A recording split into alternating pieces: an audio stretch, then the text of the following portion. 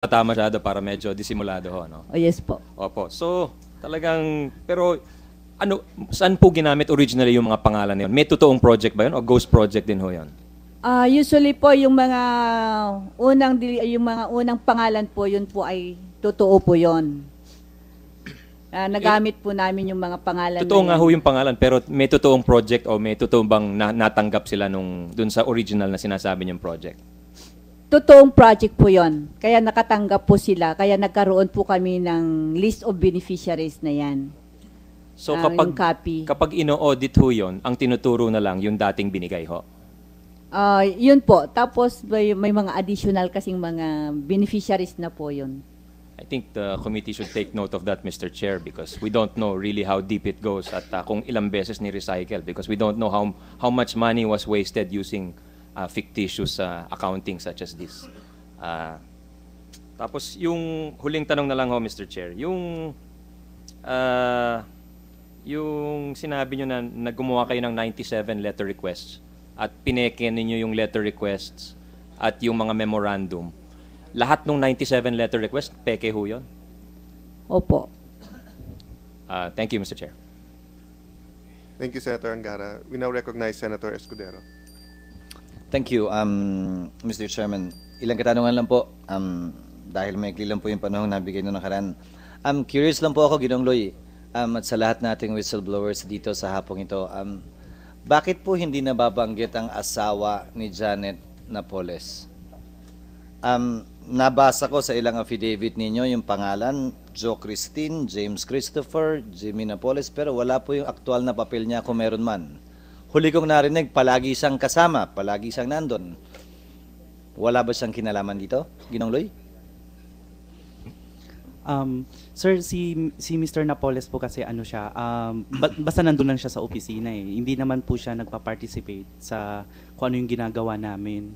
So nasa sariling office lang din siya. May sarili siyang opisina? Yes po, may sarili siyang office. Kung may mga kausap din siya, so pinapabayaan siya ng misis niya. So iba yung negosyo ni Mr. Napoles sa negosyo ni Mrs. Napoles? Alam ko walang negosyo yung mister niya. Pag meron lang siya mga kaibigan na pupunta doon sa JLN, minsan ine-enter, doon sila nagmi-meet sa office. So kayo lang po ang ginawang foundation at NGO presidents, wala po siyang kamag-anak na nilagay na NGO president maliban dun sa pamangkin niya? Mga kamag-anak niya po. Asawa o anak niya? Ang alam ko yung participation lang po ni Mr. Napoles was yung sa party list na ibinuo nila, yung Smile Party List. Tapos kasama rin siya sa korporasyon, pero sa mga NGOs po wala. Pangalawa po, nabanggit nyo sa affidavit ninyo yung mga pangalang Lea, Malu at Lalaine sa tanggapan ng DBM Undersecretary Relampagos. Sino po nakakakausap sa kanila? Kayo po ba o si Ginang Napoles lamang? Kausap ko din po sila, yung tatlong Maria po, ang tawag namin sa office. Ano pong pinag-uusapan ninyo?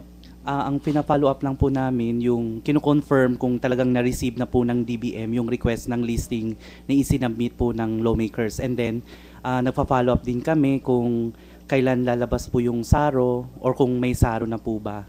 So, fina-facilitate nyo lamang yung release ng SARO at NCA? Yes po. Paano nyo po sila nakilala?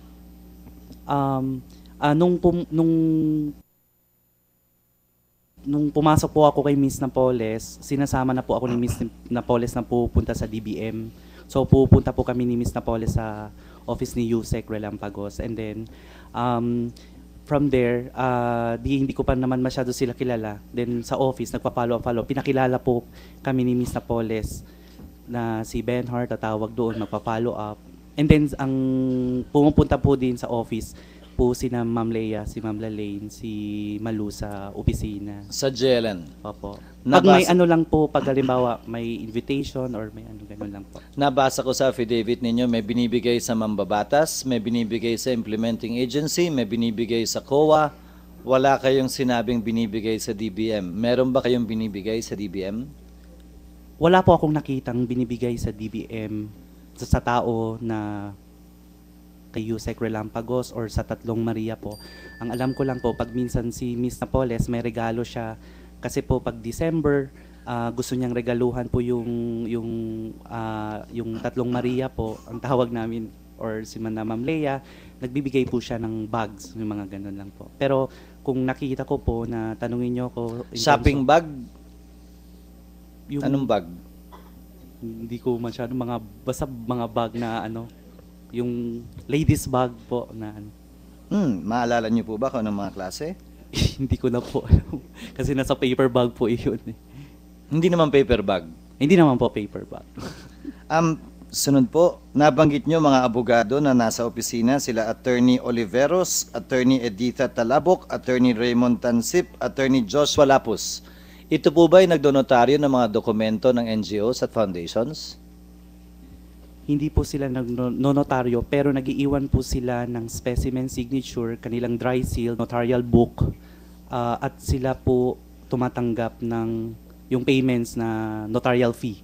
Dahil napakinggan ko po kanina kung pinepeke nyo lamang yung pirma ng kaklase nyo, ng pinsan nyo, ng kung sino sa pag-organize ng mga NGO, ninonotaryo po ito ng mga abogadong yan sa pamamagitan ng libro nila kung wala man sila doon. Opo. Tama po yan? Opo. So bagaman hindi nila kilala at hindi sila nandun, gamit lamang yung notarial book at notarial seal nila. Yes, Your Honor. At pinapagamit naman nila. Opo, kasi may usapan, like yung kay Attorney Mark Oliveros po, ninang niya si Miss Janet Napoles, so yung notarial book niya, tapos si Madam din kasi nagbabayad yung sa pag-process ng ano kay Mr. Mark Oliveros. Ngayon, yung mga accountant naman na si Marlo de la Cruz at Susan Victorino, sila ay nagli-liquidate at pumipirma bilang accountant sa liquidation ng mga NGOs na sinasubmit sa implementing agency? Yung si Mario de la Cruz at saka si Susan Victorino po, sa liquidation sa PDAF, sa projects po, hindi.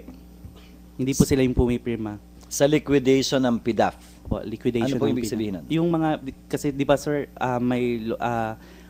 magli-liquidate po kami yung sa nasingil sa agency, government agency. So kailangan po ng external independent auditors report. So yun, doon lang po ang participation nila. So sila po ang magbibigay sila. independent auditor na sinasubmit ng mga dokumento sa AI, sa IA. Yes po, that's part of the COA Circular 2007-001. Mr. Chairman, I don't know if it's on the part of the DOJ or the part of this committee for us to kindly relay either to the PRC and to the Bar Confidant the names of these people so that they can be investigated, because without their indispensable cooperation, none of these can be achieved. And government in the law relies on the professionalism and the oath taken by these individuals as accountants and as lawyers to perform their job. Secretary? Yes, Your Honor, I confirm that they are part of the still ongoing investigation. Thank you, ma'am. If I may continue. Ma'am Sula, tama po ba yung pronunciation? Ma'am, 19 NGOs po yung nakita kong nilista nyo na Napoles NGOs. Yung nasa COA report, 8 po lamang. Tama po ba? 19, tama ang bilang ko? Sa pag-perform po ng NGO ni Janet Napoles, 20 po lahat yun. 20. Opo. Ang nasaklaw lang ho ng COA report 2007 to 2009 ay 8. Opo, yun lang pong 8 ang ginamit ni Miss Janet Napoles sa project na yun. So meron pang 12 iba na ginamit sa ibang proyekto o hindi po nagamit yung ibang 12? Sir, yung 8 po kasi, yun yung nasa PDAP. Tapos yung 12, nasa Malampaya. Nasa Malampaya po yun, sa DAR. May nabanggit si Senator Pimentel kanina na hindi naman Malampaya, hindi naman PDAF. Anong NGO naman ang ginamit doon? Yung NGO po na sa PDAF, na yung Agri and Economic, I believe that's Agri and Economic Program for Farmers Foundation. So sa sistema ninyo, nakahati yung mga NGO, may pang PDAF, may pang Malampaya, may ibang kategory pa po ba? Wala na po, kasi yung 8 po, yun yung sinunod po yung COA Circular 2007-001. So yung 12 po, yun yung parang bago na buo. At I believe that's only the SEC lang, no? Walang mga mayor's permit pa po. Ilang katanungan na lamang po, Mr. Chairman. I hope you will bear with me. Ma'am Sula, nabanggit niyo po sa inyong affidavit na na may inareglo kayong buwis na dapat bayaran sa BIR kasama si Attorney Rocky Delson. Kaugnay ng dineklara niyong babayaran lamang na 312,000 pero mas malaki po dapat. Anong taon po ito? Kung di po ako nagkakamali, 2009, 2010 po. For that taxable year. Hindi po. Bali po, merong special audit ang BIR. Meron daw po kasi nagreklamo sa kanila na maraming property ang JCL and Global Properties. Pero wala naman pong silang mga activities. Kasi ano po, nung time na yun po, no transaction ang hindi i-declare nila sa ITR. Sino po sa BIR, ma'am, yung kausap ninyo? Hindi, sa tagal na po, hindi ko na po matandaan ang pangalan. Pero sa head office po yun sa BIR Road. Hindi po sa Revenue District Officer. Hindi po sa RDO. Doon po mismo sa head office sa BIR Road. Aling opisina po particular? Doon po ba sa rate yan? Run Against Tax Evaders section nila? Hindi ko na rin po matandaan, sir. Thank you, ma'am. Dagdag po siguro ng katanungan din sa inyo. Palagi nababanggit yung pangalan ni Brian Yamsuan sa affidavit ninyo. Nadawit pa ang pangalan ng isang opisyal ng administrasyon dahil doon. Ano po ba ang papel niya dito? Nagpunta po kasi siya doon sa office sa 2502 Discovery. Meron po siyang inoffer na condo sa Rockwell na nakapangalan sa misis niya na binili po ni Miss Janet Napoles. Hindi po ito nata-transfer kasi meron pa pong isang dokumento na kailangan pirmahan ng misis niya para ma-transfer na sa amin. Yun lang po ang dahilan kung bakit siya nagpupunta ron? Bali, 2 beses lang po siya nagpunta roon nung nakita ko. Ginoong Loy, may alam po ba kayo tungkol doon? Hindi ko po alam, sir. Hindi ko po kilala si Brian Yamsuan. So, Pero